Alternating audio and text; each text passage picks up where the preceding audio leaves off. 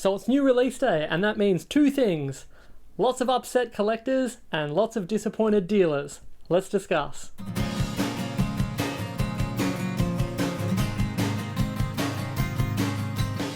Today marks the release of the new Queen Elizabeth 50-cent coin. There is a proof silver coin, as well as an uncirculated coin in a card, and we also have a half-gram little mini money emu. We'll start by taking a look at the 50-cent coin. Now, as soon as I saw this design, I knew I'd seen it before, and in 2020, Downies had produced a $5 coin, and I'll put up the image of that now, and you tell me if you see any similarities in the designs.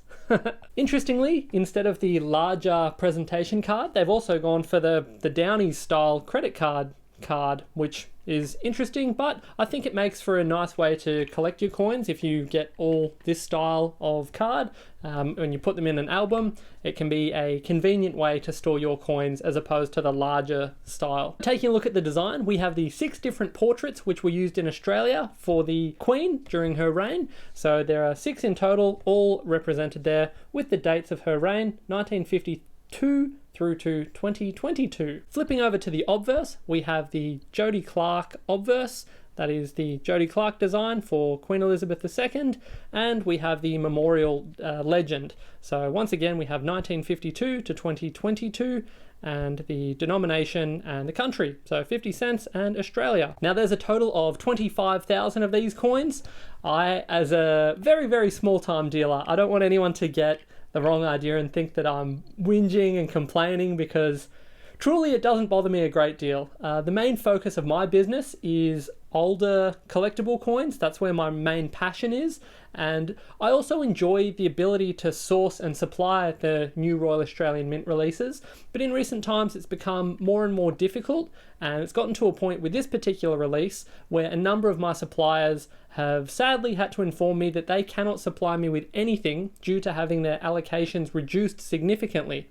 So I will endeavour to source these coins where possible and supply them, but there will be times like with this card here where if I were to sell it at the recommended retail price of $15, I would actually be slowly losing money with every sale.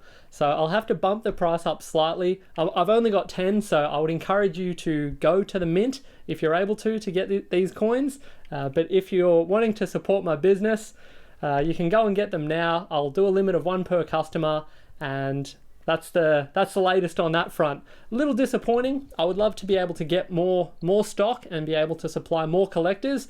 After all, that's what I love doing. I love sharing the great hobby of coin collecting. Hopefully in future I'll be able to get a little more, but let's continue on and take a look at the proof. Alrighty, here we have the 50 cent, I believe it's a silver proof coin. Yes, it's a fine silver proof coin. Let's have a look.